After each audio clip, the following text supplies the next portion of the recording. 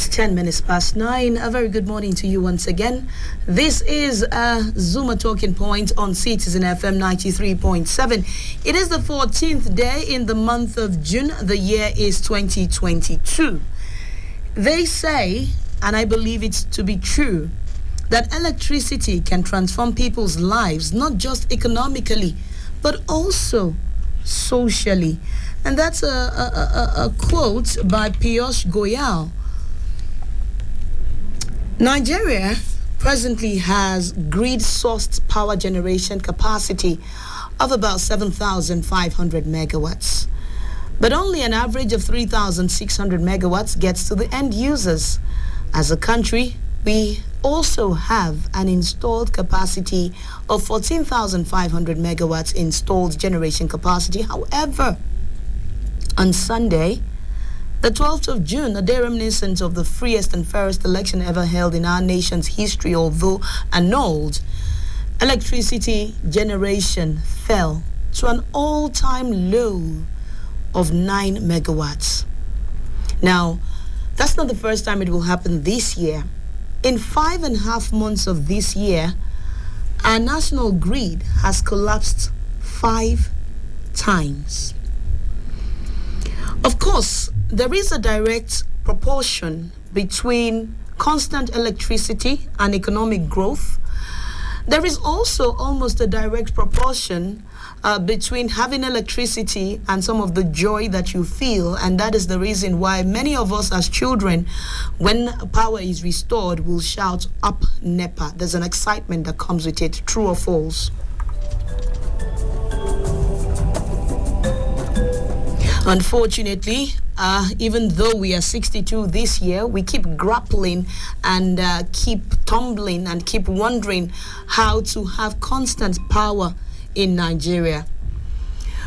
Unfortunately, although we are the giant of Africa, we are about the largest nation in Africa that is yet to have constant power. And of course, that may be one of the reasons why economically we keep crawling.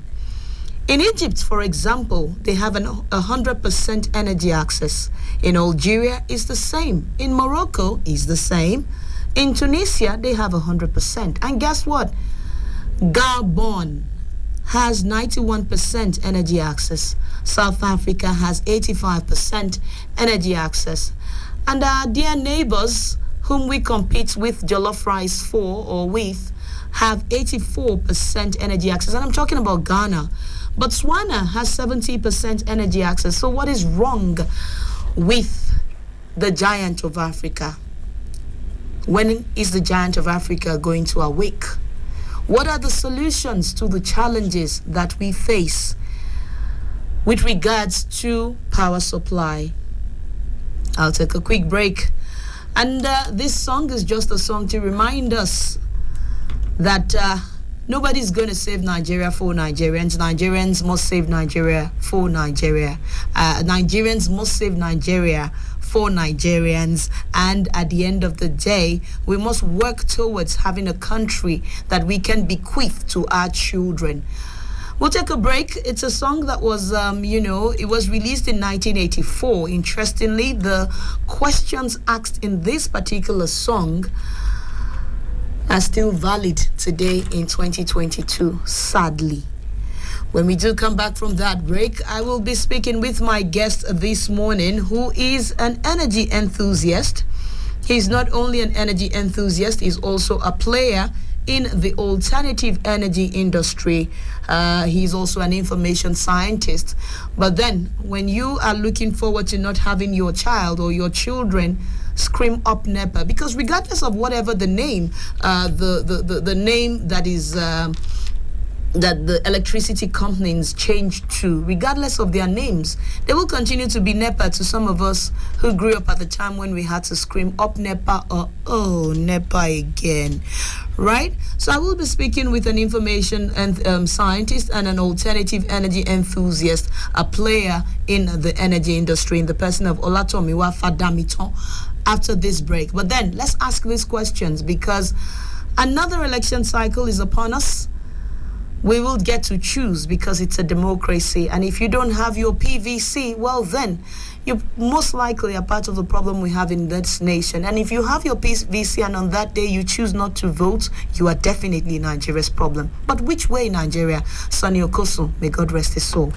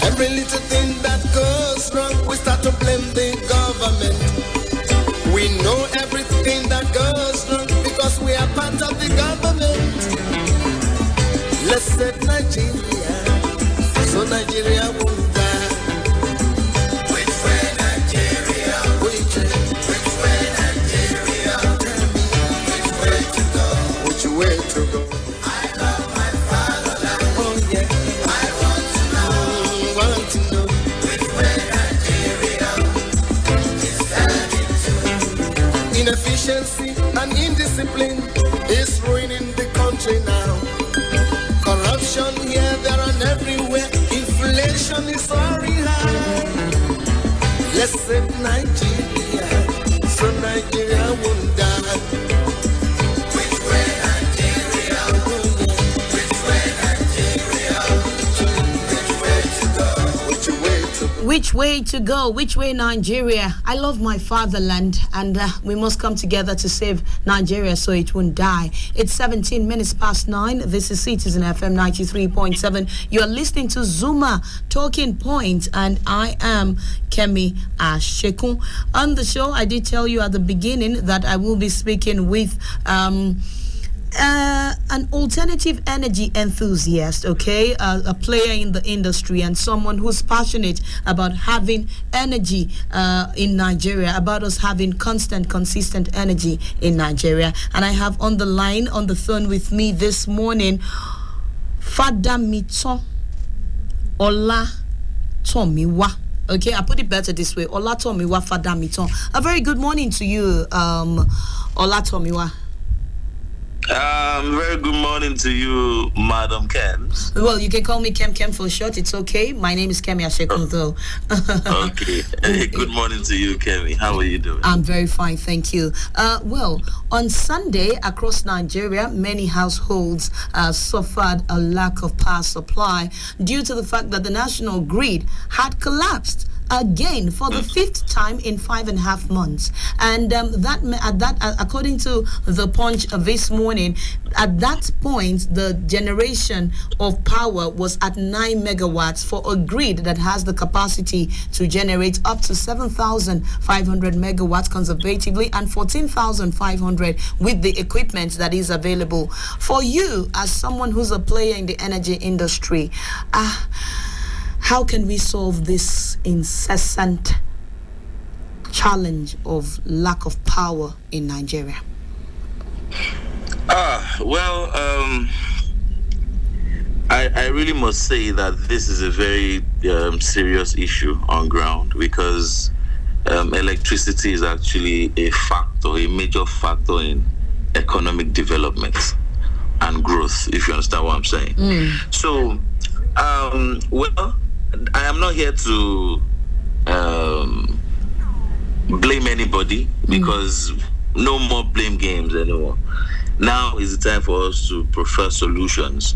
Now is the time for us to come together and, brainstorm on how we can solve this problem. May I quickly add, may I quickly add that is why we are Citizen FM. We are all about the citizens preferring solutions to the challenges that we all have as Nigerians.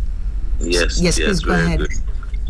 Okay, so one of the things I really must say before I give my own solutions, like one of the things I would like to say is, for everything I'm going to say today, and for everything that has been said before, the policy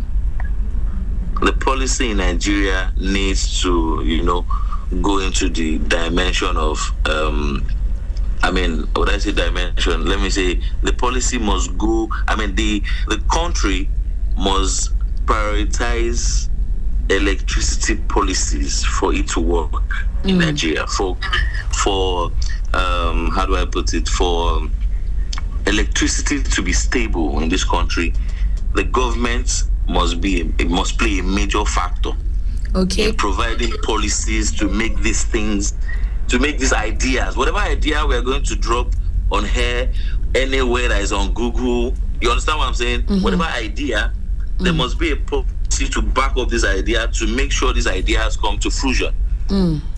Yeah, do you understand what I'm saying? So let me just start by saying this.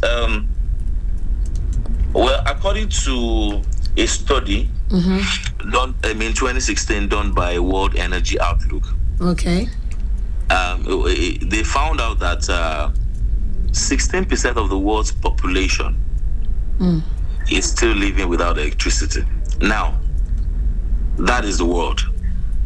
So communities primarily in sub-Saharan Africa lack modern electricity resources. Normal. I'm sorry to use that word anyway. So no, go ahead. So and this rely and they rely on dangerous and physical harmly resources. Now here are some few solutions I'm about to point out now. I'm just going to talk some. I'm going to say some out of my head, but I'm also going to say some from a book. From a note I had written a long time ago because I had to look for the notes. Okay, please go ahead. Please go ahead. Yes. So, the number one thing we need to do is to make electricity a human right in this country. We have to make electricity a human right. If it's a human right, and the grid collapses, what then becomes of the right? But wait, it has to be a basic human need, such as food. Like there must be this sense of human beings need these things. These are the things we need. The government must know that, we need these things, and they must make sure that this. But it's unfortunate that I don't want to even blame this government, because I don't want to blame any government, because I'm not here to blame anybody. Do you understand what I'm saying? Because this thing, when it comes to electricity, it gets me infuriated. Most of the time in this country. We have all the resources. Why can't we make this thing happen? Okay, so let's continue with the policies you think that government needs to put in place. One, make electricity a human right. Yes, make electricity a human right, because having electricity helps highly impoverished regions, and improve hospitals, school system, industrial work, and other critical aspects of modern society. Do you understand what I'm saying? Yeah. So now, the second thing I think we should do is, a key component of human rights is also individual health, if you understand what I'm saying. So, absolutely. However, having electricity can greatly improve the general health of a community. I know that I'm happy every time I have power, and that's when I feel like rearranging and doing the things I need to do. Yeah, there's this feeling, there's this feeling that, you know, when there's light, everywhere comes alive. You understand? So everywhere comes alive. So I feel it must be part of the public health thing that goes around that people do and the rest. And that's why you say we should make it a human right. Yeah, that's why we say. I say we should make it a human right. Okay. Now, another thing we should do is create. Actually now, we all say, the national grid. It has always been collapsing. What has been the problem? The governments are not communicating. Nobody's telling us the reasons why these things are collapsing. And what are the solutions they've been providing? They are not communicating, they're not telling us, they're not coming out to, be transparent enough to let us know all these things. Because if we decide to say, okay, let everybody start generating electricity for themselves, how many people have the wherewithal to do these things? Okay, but let's look at it from the side of the fact that electricity and the ability to generate it really are some of the basic things that we were taught in physics in secondary school. Now, does it mean that... okay, please hold that line. Let me quickly take this call. Oh, I lost it. Okay. All right. Yes, you can place your call through. 0818-2222-205 is the number to call. Now, electricity and the means of generating it is an old technology, so to speak. Right? It's a technology that dates back to the life of Thomas Edison and all of that. Now, if we say that some people cannot afford it, or some people can afford it, don't you think that it's about time that, of course you said it starts with government, but don't you think that it's about time that we all start to look at the alternatives? Before now, we used to wait for government for water, but now almost every house has a bore or hole. It doesn't make it right. Okay, but of course, it also means that if water a basic need, electricity a basic need is what I need, then I might as well find ways of having this thing without necessarily being at the beck and call of maybe an organization like NEPA. Right. Yes, now, you are an alternative energy enthusiast, right? And I'd like us to look at some of the options that are available. Okay. In terms of yes. Yeah, so that brings me to the third point I was about to make before you came in. Okay. That brings me to the third point, which is it's high time we all go alternative. We all do, start, generating electricity different ways. There are so many technologies out there that, people that have done it before have done, and it has brought out solutions, and I feel we should also explore those alternative sources of energy. So, the different now, the major ones right now, the renewable source of energy right now that we all must have heard about is solar power. True. Yeah, solar power. Yeah. Have we been able to explore wind? Okay. The likes of, wind turbine. Have we been able to explore hydropower? Have we been able to explore biomass? Okay. Just take it easy with us. We understand the solar part of it, right? And solar has to do with solar panels and all that. And some people say that some solar panels, do not generate as much as they should. And some people say there are high power solar panels that with a little sun can power everything you need, isn't it? Good. Yes, true. They are right. Okay. You are very right. Now, why are these things not very available to the average and common Nigerian, the way you can easily buy an I pass my neighbor? Well, I think there's some things in the pipeline presently, because I heard about a particular company called Voto. I don't know if you've heard about Voto. No, I haven't, and I'd rather you don't mention them again. Oh, sorry. Thank you. Okay, I heard about a company like that, anyway, that they create personal solar powered outlets that can charge devices like phones and batteries. Okay. Now, why do you think they had to go through that? Because I'm also a solar panel entrepreneur person. Like I've been able to work with someone for like almost a year. So we were able to go through. We were able to meet clients that wanted to do solar panels. Solar generation. May I ask, do you produce or you import? No.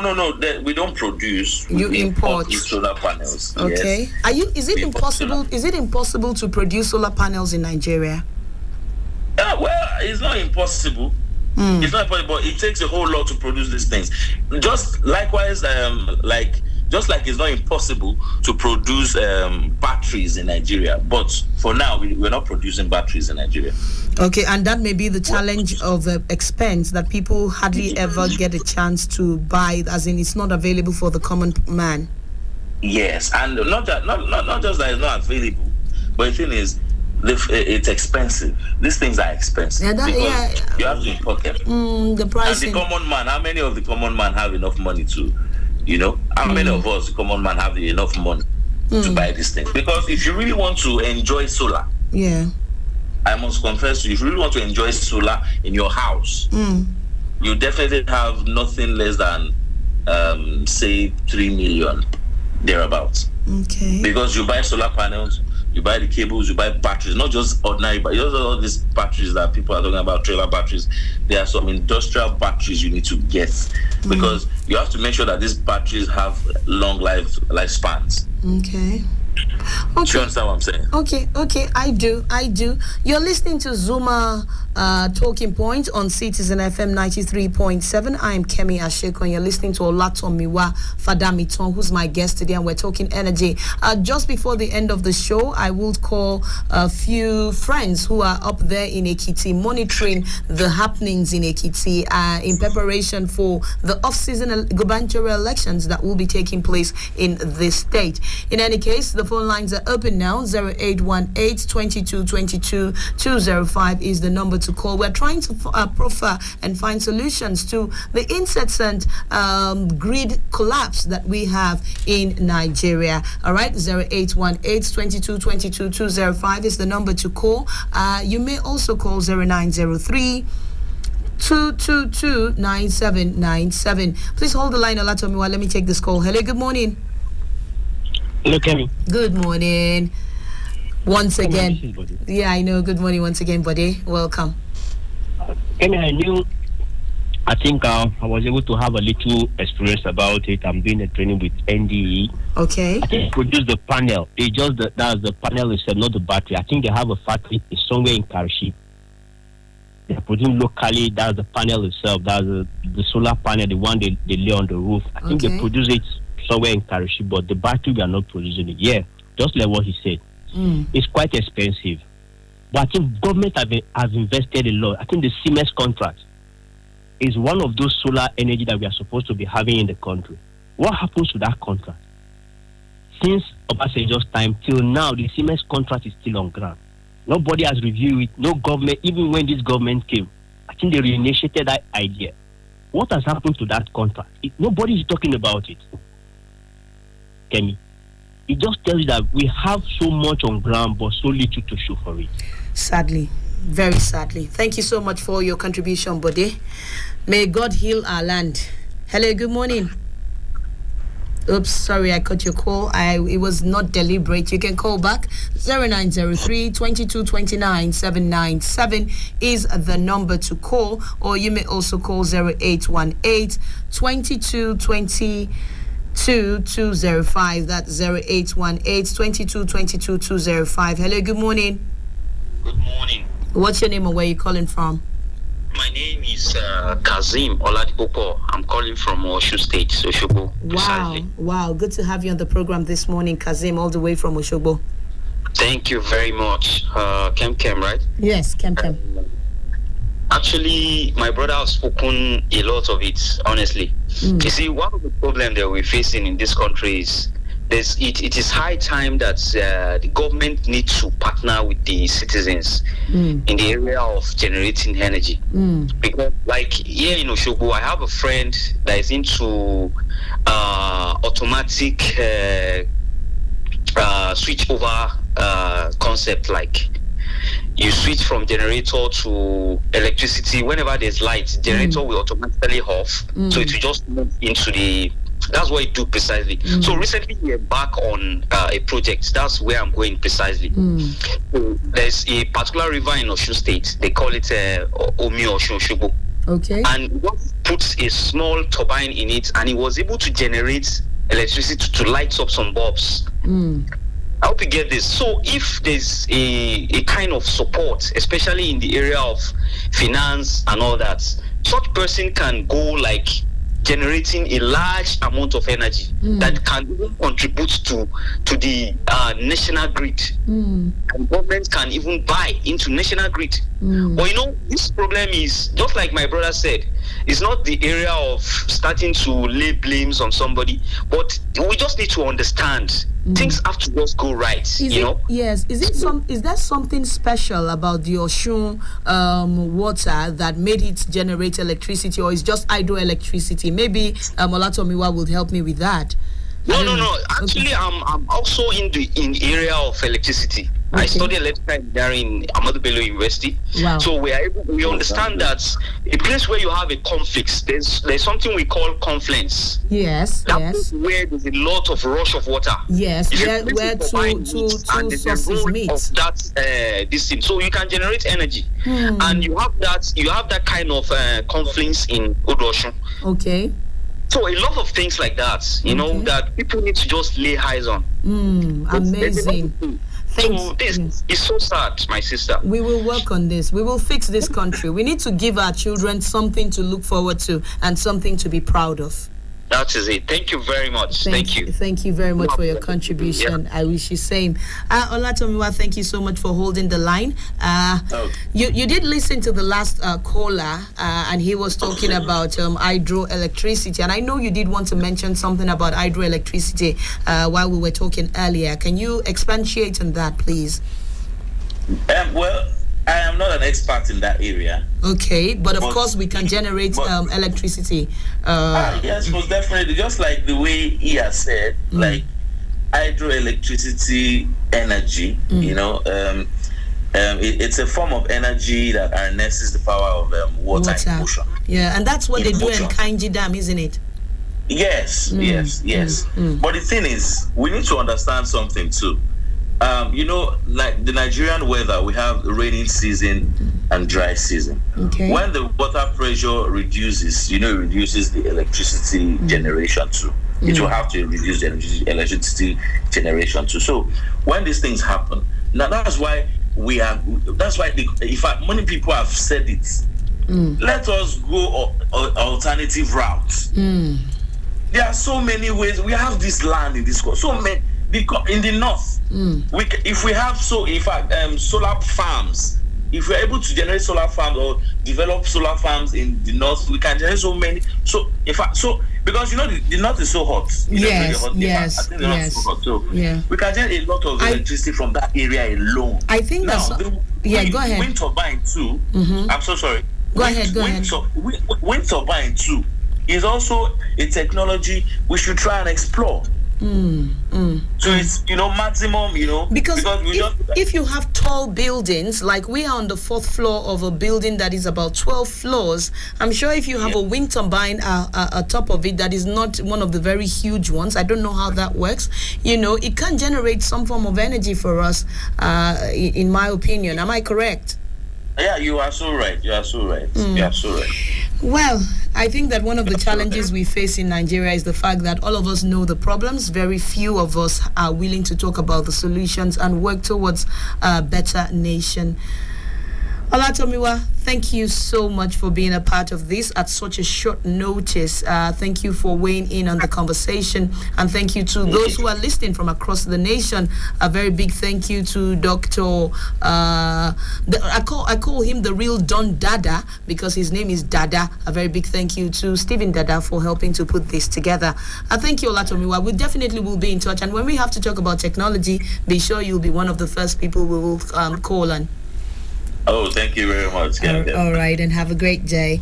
Okay, and that's it about electricity this morning on the Zuma Talking Point on Citizen FM 93.7. A very big thank you to everyone who called in. I may not take more calls with regards to that, but one thing is sure, as a people and as a nation, we must take our eyes from the problem and start to look for the solutions. The more we look at the problem, the bigger it looks like, and the bigger it, and the more insurmountable it seems. But when we start as a people to start to look at the solution, talk about the solution, work towards the solution, we definitely will have a country that we can bequeath to our children and those yet unborn. I'm taking a quick break on the program this morning.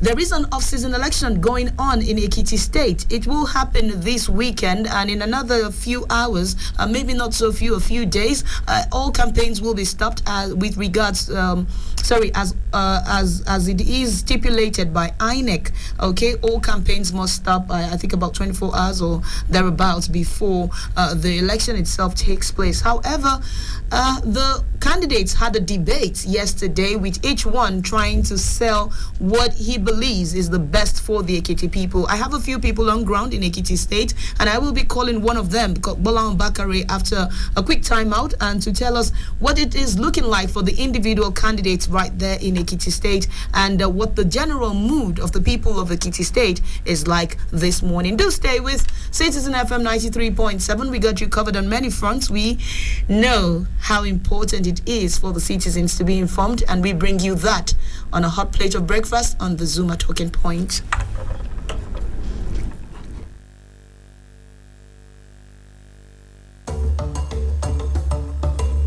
Hello, Abuja.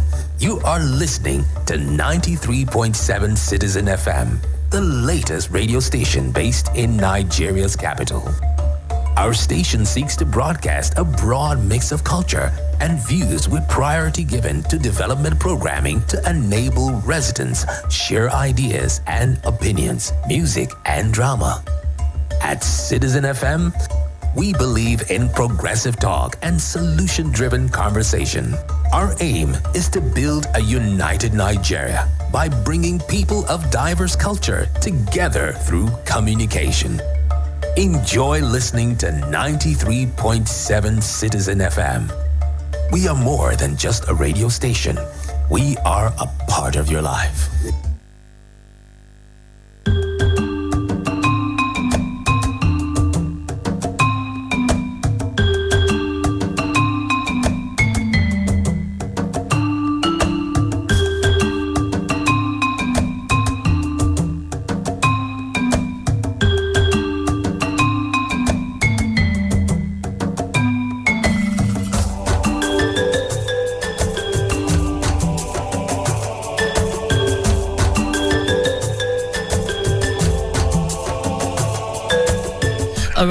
All right. It is 17 minutes to 10 o'clock, and Ekiti decides it's Ekiti 2022, an off-season election, gubernatorial election happening in Ekiti State. And for those who may not know, off-season elections like this are possible, especially when perhaps a candidate, who had whose mandate was not given during the regular season election, is able to regain his mandate. Then his tenure starts from the point where he is able to regain his mandate, and of course he must complete the 4 years. And so for some people, for some states like states like Ekiti State, states like Osun State, I think Edo State is also another off-season gubernatorial election state. The elections do not fall at the same time with every other person's general elections. And so that is what is going on in Ekiti State right now.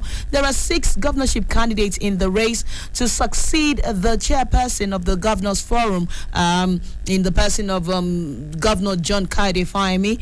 He is going to be stepping out of office this year, and these candidates are Oluwole Oluyede of African Democratic Congress, ADC, Kemi Elebute, Hale of Action Democratic Party, ADP, Biodun Oyebanji of the All Progressives Congress, APC, which is the current ruling party in the state, Olabisi Kolawole of the People's Democratic Party, PDP, and the former governor, Segun Oni, who is of the Social Democratic Party, SDP, and Roti Ajayi from the Young Progressives Party. Now, you would recall that a few days back, there was some fracas at one of the campaign venues of one of the candidates. I want to believe is Mr. Segun Oni's candidate, and I think one person lost his life in that fracas. So this morning, we want to take a quick look at the chances of the different candidates, who are contesting for the gubernatorial position right there in Ekiti State. I have on the line with me a politician, an astute politician, regardless of age, okay? He's also one who is extremely passionate about the progress of Nigeria, and so he has taken out time out of his busy schedule, to go out there in Ekiti as an independent observer and as a supporter of democracy and the democratic process. He's right there in Ekiti State, monitoring what is going on. His name is Bolahon Bakari. A very good morning to you, Bolahon Bakari. Good morning, Kemi. Thank you for having me this morning. You sound very tired. It must have been a hectic journey. What was it like getting to Ekiti State? It's been nice, a wonderful journey. I must say, coming in to observe another election. May I ask you, did you go by road or by air? By road, actually. Okay. Okay. What's the safety? What's the road? What are the roads looking like? Yeah, the roads are cool. Securities are everywhere. The military barricades are everywhere at the entrance of the state and at the exit of the state. Okay. So talking about security, everywhere is on lockdown. The security, there's security. The security personnel are properly stationed where they are supposed to, and we are hoping for a free and fair election. As we march to the poll on Saturday. Okay, Bolly, you have 6 governorship candidates in the race to succeed Governor Kayode Fayemi. In your own opinion, how well has Governor Kayode Fayemi performed in Ekiti State? Well, Governor Kayode Fayemi has done so well. I'm proud to say he's a good ambassador of the state of APC. I must say he has done so well. Talking about the getting to Ekiti, seeing some wonderful development. The last time I got to I came to Ekiti was when Fayeshe was the governor, and now seeing things, wonderful roads tiled, infrastructures built, bringing industries like on the aspect of Ekiti, somewhere around Afilabala University, you see industries situated there, bringing investors to the state, and that is the way you need to grow a state. We've always known Ekiti to be a salary-paying state, where it's just a civil servant state, and they rely mostly on federal allocation. When you take an instance, when you see about 3.something billion from federal government as a federal allocation monthly, and they are paying off about 2.5. So how do you say 500 million for infrastructures and all that? So and the only way you can boost your IGR is to bring investors to the states where they have to expand. Okay. You can then your IGR then you can do capital projects and all that. Okay. So really bringing investors to the state is a major development for the state, and Fayemi has actually done that. Okay, now I remember that at some point in the social media when some cows were being imported, one of them ran amok right there in the Muritala Mohammed International Airport in Lagos, and they said that those cows were coming to Ekiti State. Are those cows still available, or they've been turned to Pomo? Well, to the best of my knowledge, I got in here last night, so I've not really taken my time out to see as things go and those cars as cities, as the situation that. But I hope I would maybe see one or two before I leave. Okay. Time spent here. We will be grateful for some pictures. Now, let's look at the 6 governorship candidates. They had a debate yesterday, and from what I see here, you have ADC, you have ADP, you have APC, you have PDP, you have SDP, and then you have YPP. What are the chances of these 6 candidates? Let's start with the woman who is in the mix of the 6. Is it going to be the first time we will have a female governor in Nigeria? What is it looking like for her? if I say no to that, that doesn't mean that I don't believe in women can. I don't believe in the women ability that women can rule. Women can also be the governor, or can also lead the state and the nation. But as it is now, it's not set for a woman to be the governor of the state. You know, coming here, the atmosphere is. Not just because of the fact that I'm an APC member, but the atmosphere is just solely set for well, I'd rather we don't sell any candidate. I'm asking you a situation report. I don't want to talk about the candidate of any party as a party member, please. I understand. I'm just giving you a feel, but I understand where you're coming from. Thank you. The atmosphere is still. I just feel people just believe this is a two-party race. Let's be honest, and I think the third force might be SDP. So it's just solely between the SDP, APC, and PDP. Okay, let's look at SDP. Governor Shagoni used to be a member of APC. He used to be a member of PDP. He used to be a governor in that particular state. Now, Mr. Oni, for example, has been in that seat before. What are his chances looking like this season? You would recall. If I'm to be fair, I'll give his chance. I'll say 45. And, what I'm putting 45 is, if you look at the train at which these people have been really governing the state, it has from Fayoshe. Fayoshe is the time he was kicked out. Oni came in. Is the time he was kicked out by Fayemi. Fayemi came. Fayoshe kicked him out. It has always been one time. They're always coming back to complete their second term. So is it going to be able to complete that term now? I don't know, really. I don't know, but I'm sure genes will want to be broken. People maybe, but I just feel Shegun is a force we need to MPC is actually reckoning with. It's not just somebody just going out there to make noise and all that. It's somebody, and I'm sure other parties will put their hands on deck to ensure that their candidate emerges, because Shegun is somebody we know is experienced. He's a party man. Talking about he was a member of APC and PDP, so he's got the idea and experience on how to win elections and all. But then I believe the ruling party here would also want to, sit up and to see how they can go about that for that record not to repeat itself. Let's look at the YPP, Debo Ajayi of the Young Progressives Party. What are his chances looking like in percentage?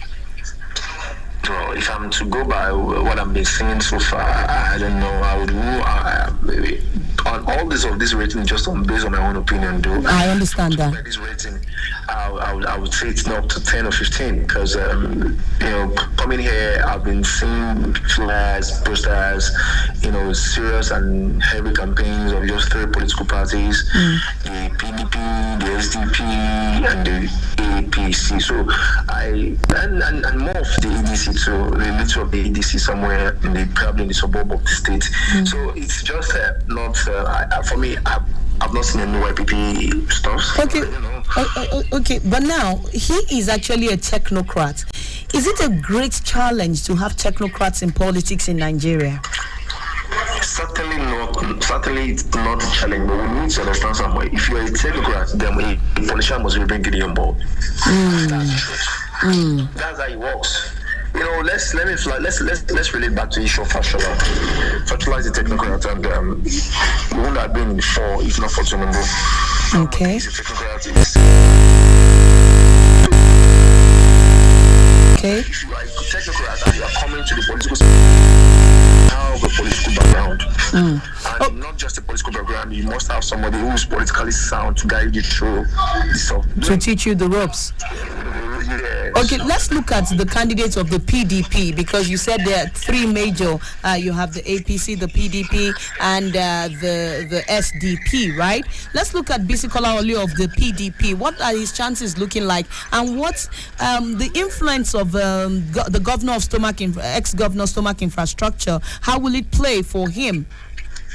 Well, We know Fayose single-handedly ensured that Mr. Kolawole emerged as the flag bearer of the PDP, and so one would be expecting more of him to come to the field to throw his weight behind him, not just for the primaries but for the main election.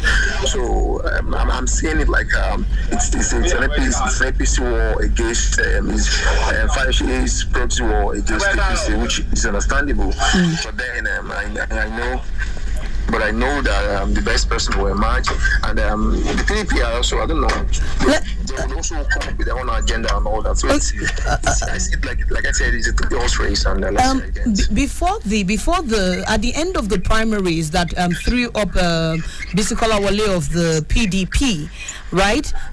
Senator Olujumi, who is a very powerful female politician in Ekiti State, had some issues, with that particular primary. Do you know if herself and Fayose have actually closed ranks? I just say this to people after primaries, there will always be harmonizations. So this harmonization must have been done. Okay. That is not in the air, whatever I can tell. They not addressed first about it does not mean they have not harmonized. As a politician, you don't assume, you don't leave anything on any table on. You assume they've harmonized. Okay. So while you assume they've harmonized, is to gear up your strategy to know that, okay, let's don't just assume that they're having issues and leave this. Let's leave it that way. Okay. Now, because I have less than a few minutes to go, let's look at the APC. What are the chances of the APC looking like? Yeah, chance of it is quite bright, extremely bright, and he's the co-incumbent, and Governor Fayemi has done something tremendous in the state to some extent. So, he has actually built something. He has actually laid the foundation, so it's quite easy. And don't forget that the same successful government that Fayemi is running, this APC candidate is part of the system, part of the government. So it's you understand the dynamics on how this have been working, and now this is still going to work. Okay, Bola Bakare, just before I let you go, could that have been? Is it because so that he can have the whole machinery of Asiwaju come work to win Ekiti State? Could that have been the reason why Governor Fayemi stepped down for Asiwaju at the presidential primaries of the APC? Well, I feel Fayemi stepping down for Asiwaju is born to the fact that he understands that he has a long way to go. He understands he's got a political future, like you said on stage when he was stepping down. He understands that there are lots need to be done, and knows that Asiwaju is better for him. Asiwaju is the best candidate that can actually ensure that APC retains power in the central, and that is one of the reasons. And as a matter of fact, it can be the way you determine your success. Is how is who succeeded you. So and if I am stepping down or examining over somebody who's going to fail hopefully, then that means that the whole of Fayemi's legacy in Ekiti will be destroyed in just less than a year or two. This is a conversation we're going to have some other day, why politicians believe that they must yank off other people's programs. But I want to say a very big thank you to you, Boli Bakare, for being a part of the program this morning. We hope that you will keep us updated as to what is going on right there in Ekiti State. We look forward to hearing from you. And if you do see those cows, please take pictures. All right. Just so that we are sure it has not been converted to Pomo. Thank you very much. All right, and that's our package this morning on the Zuma Show on CitizenFM 93.7. Many thanks to all the callers. Many thanks to my guests, Tomiwa Fadamiton, and also Bola Bakare, okay, who was able to keep us up to speed as to what is going on in Ekiti State. Nigeria is my beloved country, and I promise you that I love Nigeria with all of my heart, just as we all do right here at Citizen FM 93.7. It's the reason why our programming is tailored in such a way as to celebrate the different cultures and the different challenges that we have as a people. We also try to find solutions for. I am KEMI Ashekun. My loved ones call me Kem, and I like it that way. And I want to say a big thank you to you for sitting back, listening, and enjoying the show. I promise you, we do not take your love and your consistent tuning in for granted. We love you that way. This is a song that you probably know or you probably do not know, but it's a song by Fumi Adams, and she calls it Nigeria, My Beloved Country. Enjoy.